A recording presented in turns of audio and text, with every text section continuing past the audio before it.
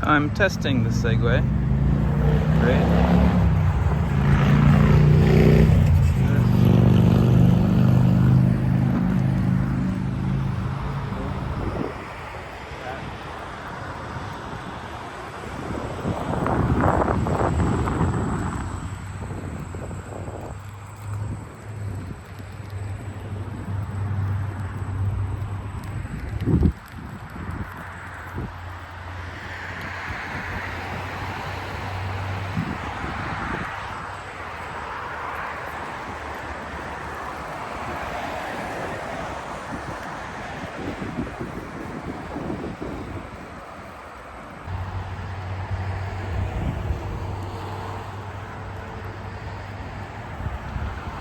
So if we pivot around here, you can see that the sky is breaking up and the sun is out full blast, so it's not raining anymore. That's why I decided to pull it out of storage and warm it up, charge the battery. It's old, but it still works incredibly. Now, you gotta be really careful when crossing intersections like this. You have to pretend you're a pedestrian and watch the prevailing traffic. So you don't want to just jut out in front of anybody because it could result in a fatality. So you have to be super uber careful when crossing the street because people aren't expecting you to roll across.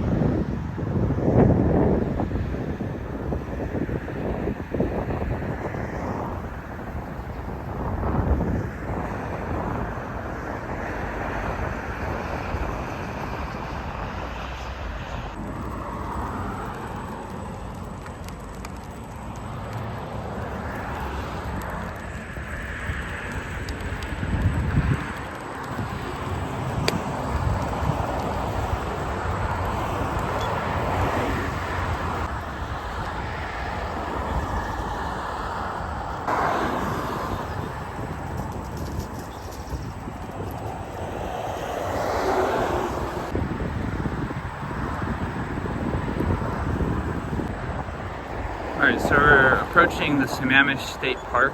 Up here, this is a boat launch.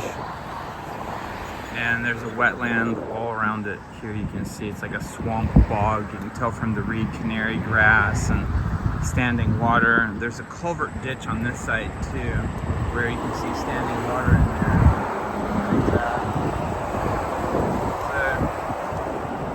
This is the entrance to the park. Now this is one of those areas where there's a state park pass required, but you know, I'm on foot, roughly speaking. The Segway miniPro and other rideable toys like that can be known as an electronic personal mobility assist device. So you have legal permission to use them like a wheelchair or a power chair. Now this is where we're at. So I'm gonna zoom in there so you can read the sign. The boat launch, Segway State Park. Welcome, Washington State since 1913. And we'll just follow the road around here like this. And I'm being ferried around on this little, 7-year-old Segway that I bought on Amazon for $1,000. So I'm trying to extract some of the embedded value. Now, if you look through the trees, that's Lake Washington right there. We're gonna go around and access the park this way. So we'll continue on. They warn that there's no overnight parking or camping here, right? So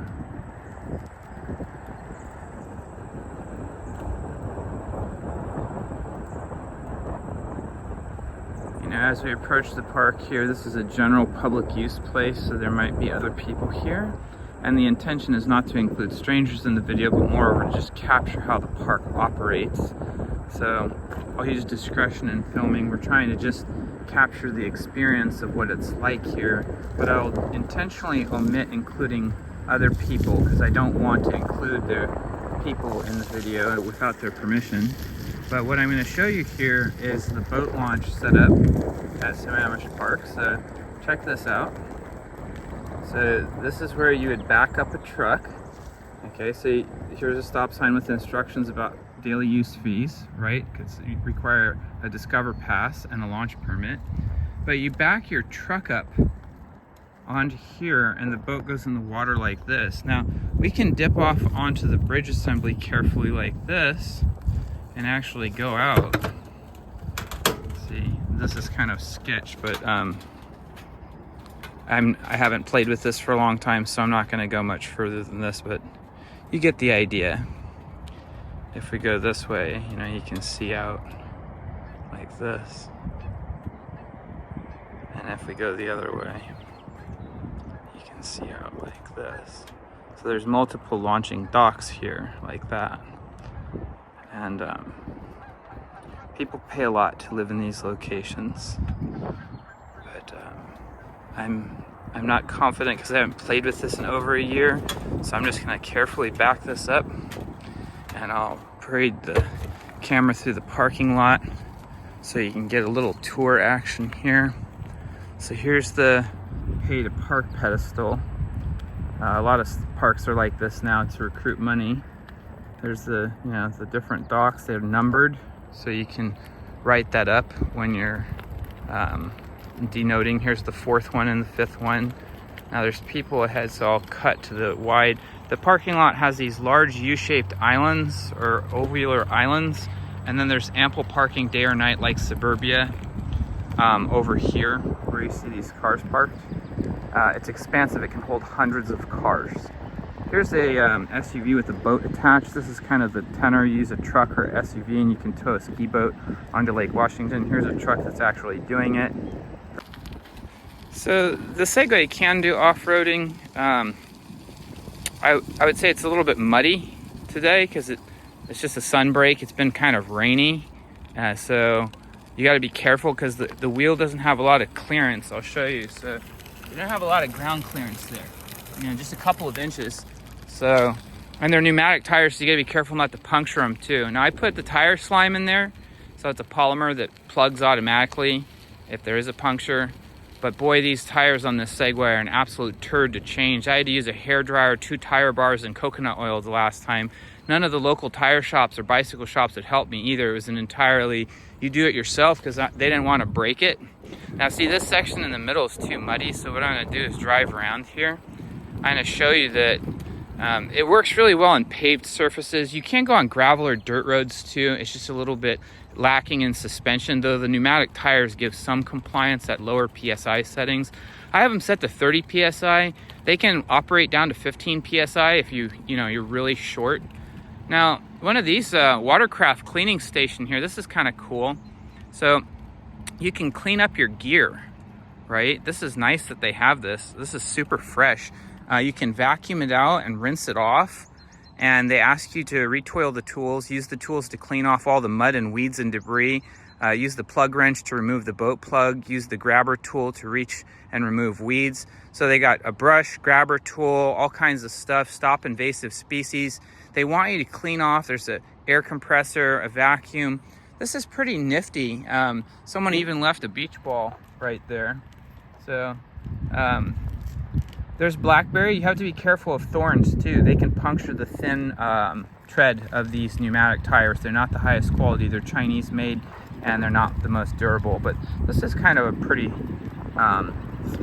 through lane lined with trees on both sides.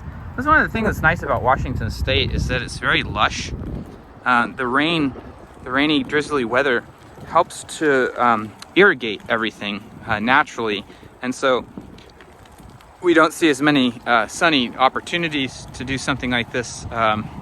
It's square in the middle of the day. Normally I'd be driving school bus right now, but I'm on spring break. So this gives me a unique opportunity. Now here's an example. This is a shortcut to go to the trail where I'm headed, but I'd have to go through some thick mud. So I'm gonna just go around here like this and exit as though I was a vehicle. Technically it is a vehicle, but it has more in common with an electric power chair. An EPMAD, or electric personal mobility assist device, means you're actually, this is shoulder width. If you look down, it's about as wide as my shoulders. So you can actually use it in a grocery store instead of one of those electric carts if you had like knee, ankle, or hip problems. And it's not gonna be something they can ask you to take off as long as you go walking speed, so like 1 to 2 miles per hour. And this thing can throttle all the way to a stop and go as slow as you want. You can transit over things like this. Very easy, smooth. You can go slower than walking speeds easily. And the top speed's 10 miles per hour. Now, in one of the earlier firmware updates that shipped with it originally, it could go 15, but so many people were chucked off with accidents, they updated it and slowed it down. Oddly, it's on the sticker that 10 miles per hour is the maximum speed, though the software hack allowed it to go faster initially, but the later updates took that feature away.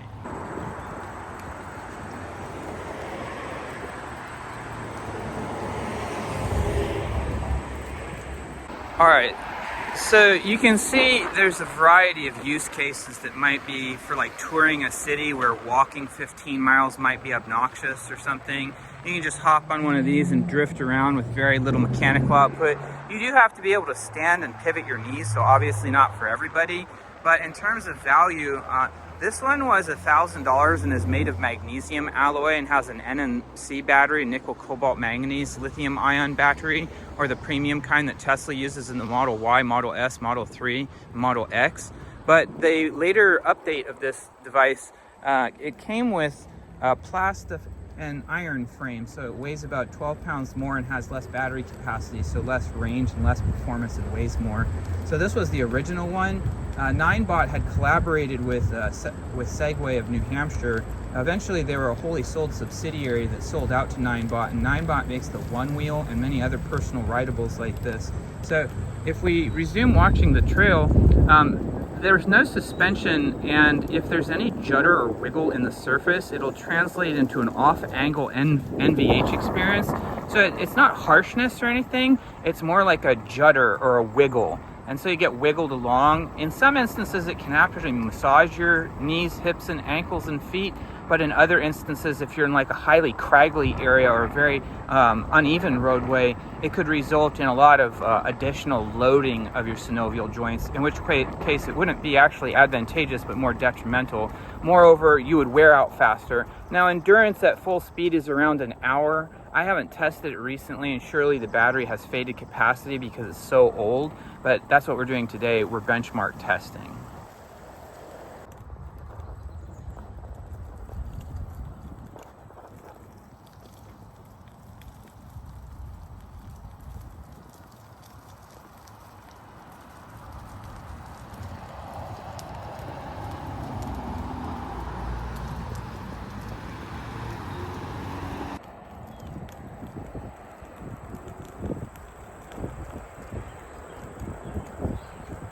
So we're heading north, roughly speaking, from Issaquah towards Redmond.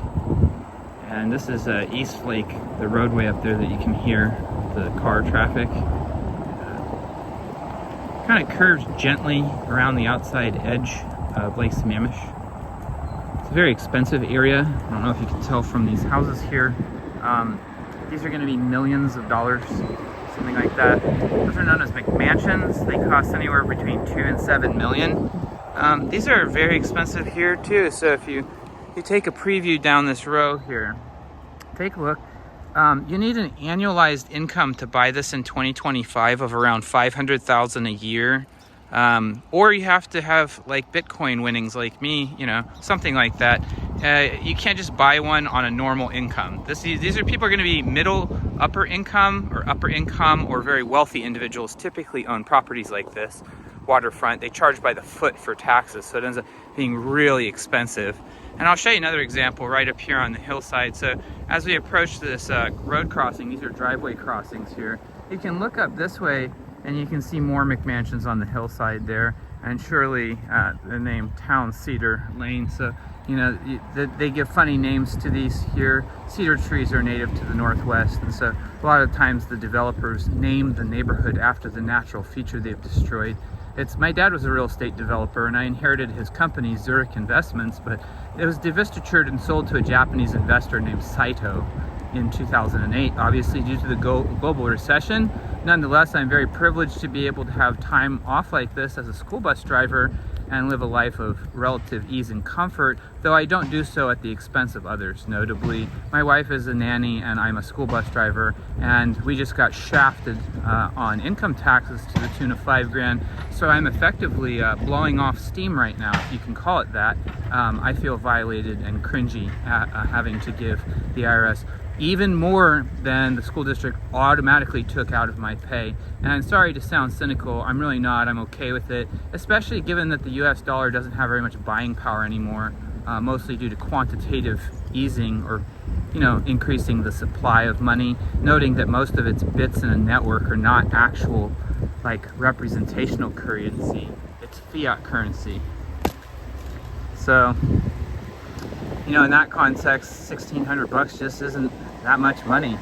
That's what I paid, roughly. And that's including the credit card processing fee of 2.5%. I didn't want to give them my bank account number or routing number, so I just paid. And then I got a text message asking me if it was a fraudulent payment, even though it was to the IRS. Imagine that. I feel like it was a fraudulent payment. That's kind of a funny. All right, so you could call this a trail service station. They have these periodically along the King County trails. Encouragement not to go faster than 15 because a bicycle with a powerful rider can cruise at 20 easily. So, and what do we have here? A bicycle without a seat. But here's where we're at. If you wanted to understand, we're right there on East Lake Sammamish, right? And then it would go all the way to the Marymore connector in Redmond if we went all that far. And then it goes all the way back down to Issaquah, where we started from. So I'm gonna zoom out here so you can see the whole map, right? And then this is the Leafline Trail Network. So they provide this kind of trail information. It says here that it's a coalition of trail communities in Snohomish, King, and Pierce County. The trail network is a network whether you're on a bike, on a stroller, for walking, running, young or old, and it's obviously for rollable toys like this. And then here's a bunch of the local trails, right? We've got the Burt Gilman, one of my personal favorites, the Elliott Bay Trail, the Snoqualmie Valley Trail, the Interurban Trail North, the Cedar River Trail, the Sammamish River Trail, the Alki Trail, the Issaquah Preston Trail, the Interurban Trail in south, the East Rail south. We've got East Lake Sammamish Trail, Mountain to Sound Trail on 990, the Preston Snoqualmie Trail, the Green River Trail, the Cross Kirkland Corridor, the Green to Cedar River Trail, the Chief Self Trail, the Seuss Creek Trail, Duwamish Trail, the Redmond Central Connector, the Tolt Pipeline Trail, the SR 520 Trail, the Lake Young Trail, the Des Moines Creek Trail, and the Ship Canal. And these are part of the King County Park System. That's another look at the map there of the area and the trails, like that. And there's a associated smartphone app like that. You can volunteer to keep the trails clean, and then they tell you about the regional trail system if you're interested. So kingcountyparks.gov, you can get all the information you want. All right, this is kind of cool. I wouldn't normally include this in a video, but what do we have here? These are compostable plastic bags for animal poop. So if you're walking the trail here, right, and you're walking a dog with you, and your dog takes a deuce on the trail, like somewhere where other people are walking and stuff, well, then you can take one of these bags for free, just reach in there. They even have instructions on how to operate it right there, right? And then you have a way to wrap it up and toss it, and the bag will compost with the poop. So that way you don't have to be inconsiderate and leave shit where other people will step in it, right? Use of a bell or voice to pass. So what you say is on your left. So if there was a person walking here, you would go to the left and say on your left so they don't get in your way and cause an accident. That's called trail etiquette.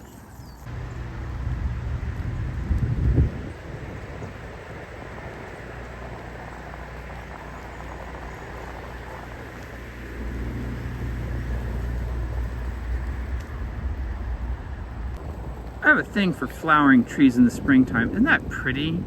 That kind of fractal morphic support network with the branches and then all those blossoms, there's thousands of blossoms like that. I just think they're stunning. This is a white one, but I really like the pink ones. Isn't that cool though? It reminds me that springtime's coming, and springtime precedes summer, my favorite time of the year. That's when the outdoor temperature finally warms up a little bit and it becomes like pleasant. I really like when it's warm outside. Now I realize if you're hiking on steep trails or something, having it a little cooler, like 50 or 60 like today, that helps to keep the sweat cool and you don't overheat as much and you're not gonna get sunburned as easily with the clouds. See how the clouds block the sun like that? It's like partially cloudy. In fact, the cloudscape gets really interesting on days like this, where it's kind of like variegated and broken up. Take a look at these clouds. I think the Northwest has some of the most interesting clouds I've ever seen. You know, while Montana has the big sky, look at these complex cloud formations. An individual cloud can weigh 50,000 tons of water vapor. Isn't that insane? Look at that. Look at this network with these trees, the dark and the light contrasting. Oh, thank you, sorry.